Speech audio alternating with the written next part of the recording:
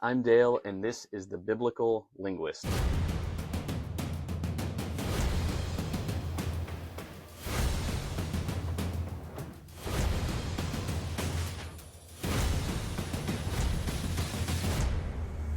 Welcome back. In today's video, I'm extremely excited because we're going to be picking up where we left off. We're going to be starting at Matthew chapter 1, verse 12. We're going to go to verse 16 today. There's a very special word in this video that I can't wait to get to.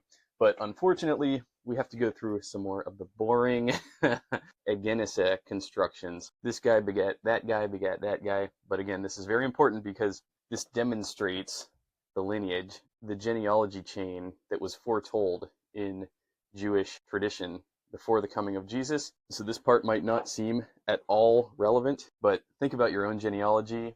How far back can you trace your genealogy, right? Like, I don't know the names of 5 out of my 8 great-grandparents. I only met 2 of my great-grandparents. Beyond 3 generations, I know absolutely nothing. All I have are little hints and remnants.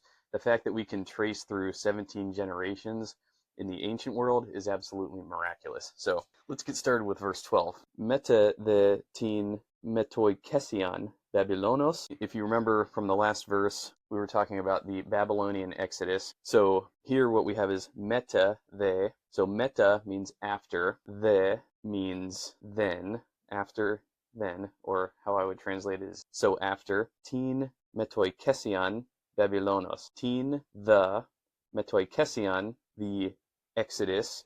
It's literally, the dictionary says deportation, but in this case, we're talking about the Bible translations.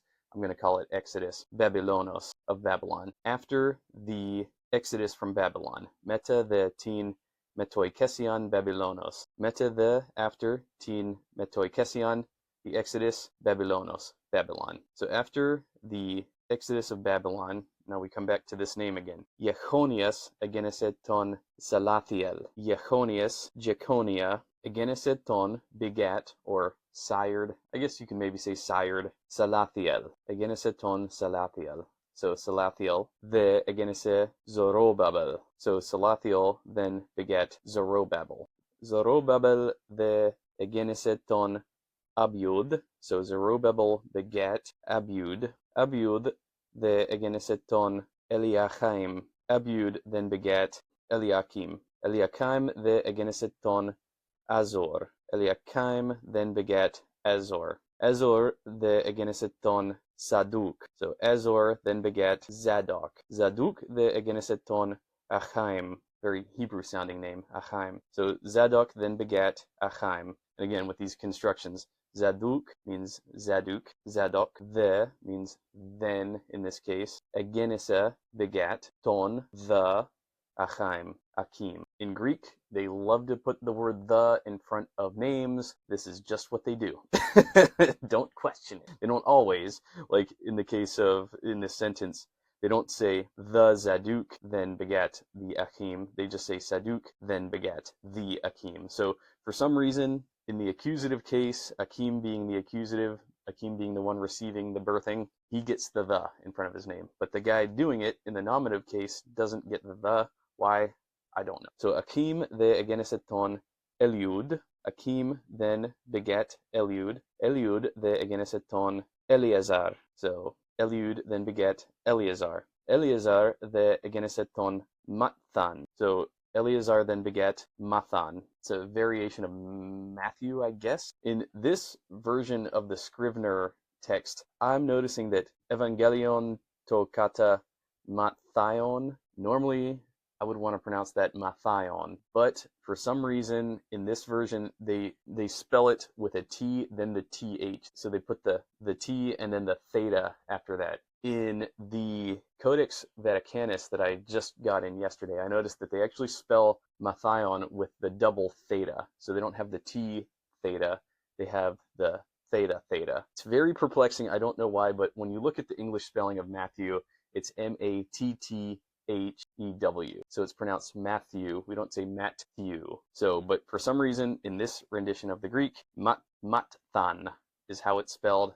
That's how I'm trying to pronounce it. It probably sounds awkward though. Mathion also is how it's spelled phonetically.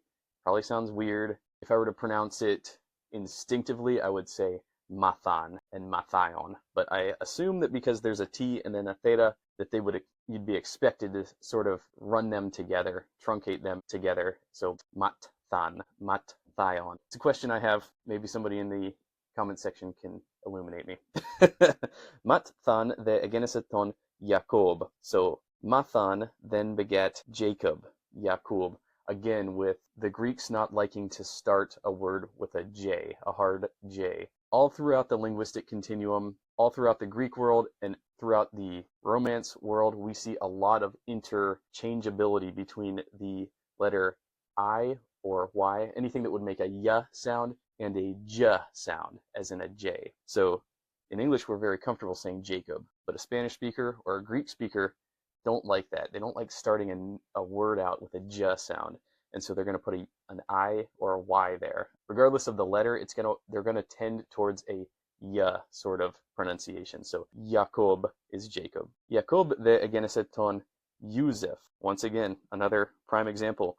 Jacob then begat Joseph. Now this is where the culmination of these verses really strike their climax. This is the most exciting piece, because not only do we have a couple of new words, but there's also a new conjugation of agenesa. It's a breath of fresh air, because we've seen agenesa, agenesa, agenesa all throughout this, and now we get a special version of it. Once again, agenesa means begat or sired. It doesn't quite mean birthed, because a man, they're mentioning the father here begetting a son. So you could say sire, I suppose, but you can't say birth, because that's not what's happening. This is the male creating the son.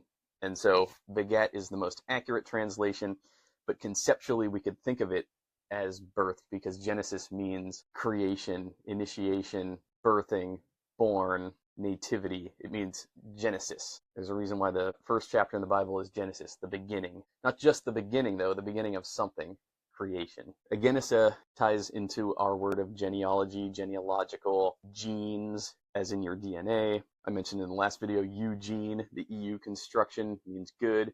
Gene means born, and so Eugene means well born. Anyways, let's finish this translation. This is gonna get really good right now. Jacob the egeneseton Joseph, recognize that name? Joseph. Ton andra Marias. Okay, before I continue, this is really cool. Ton andra Marias. Joseph ton andra Marias. Joseph the man of Mary. Mary's man. Joseph the Mary's man. This is the man. This is the Mary. Andra is also a modern Greek word for man. Normally you're going to see for people, for person, we're going to see the word anthropos, which is where we get our English word of anthropology from. But andra here it could just mean man, but it could also mean husband. In this case it means husband. So Joseph ton andra Marias. Joseph, husband of Mary. Now, this is where it gets even better. Ex is egenethe. Notice here, it's not egenese. We now have egenethe. I don't know how to explain that grammatically, but it changed, right? And it changed for a significant reason. Ex is genethe Jesus ho legomenos Christos. Okay, so very difficult to miss the meaning of that right there. I'm going to break it down as best I can. So Yusuf ton andra Marias. Joseph, the husband of Mary. Ex means, again, conceptually, it means coming out of. Out of is agenethe. So Joseph, son of Mary, out of which begat Jesus ho legomenos. Now, the dictionary just said that this legomenos word means say or tell, but I'm going to go ahead and translate this just based off my intuition. Jesus ho legomenos. Logos means word. Legomenos, I'm going to translate that as the spoken of. If I could give it a most basic translation, I would say the most strongly spoken of. Hey guys, editing me is back, and I need to clarify something on this word legomenos. During my initial reading, I've made the mistake of thinking that this word comes from the word logos, which means word, but it actually comes from the Greek word lege, which means to say. So I went and actually read the most accepted biblical translation. They translate this word as the one who is called Christ. And so the best way to render this is Jesus, the one who is called Christ. So legomenos is like saying so called. And Christ in this case, it's not just a name. It also means the one who has come to save, Jesus Christos, the Messiah. This is a very significant sentence, and I really want to end on this one because there's a lot to remember from this one. Jacob de egeneset ton Joseph. Jacob begat Joseph, ton Andra Marias, Mary's husband, ex is egenethe, from which begat Jesus ho legomenos Christos. This is something I'm still getting used to, that the O with the accent over it. It's not pronounced O, it's pronounced ho. And this comes up a lot in Greek. I'll cover it more later, but just know that if you see the O with that accent over it, it's going to be ho. Ho legomenos Christos. And I think that's a really cool construction, putting Jesus ho legomenos Christos. Not Jesus Christos, Jesus ho legomenos, Christ, the Christ. Amazing. So, anyways, as always, I want to hear your thoughts. Did I butcher this? How's my pronunciation? Did I get any of the translations wrong? Let me know. I'm trying to learn as well as teach. The first video, I had so many doubts going into it, but then, like, just hour by hour since releasing it, I've just felt this continued sort of building of confidence, and I'm feeling actually really good about this project and where it's headed.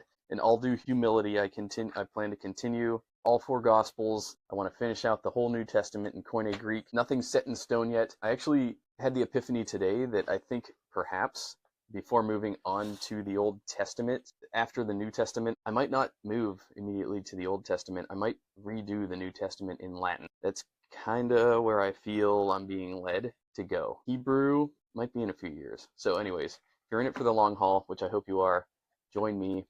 I'm Dale of the Biblical Linguist.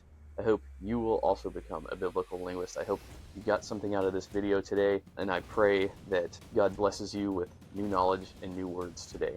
So anyways, with that, I'll shut it down. Thanks so much for watching, guys. I'll see y'all in my next video.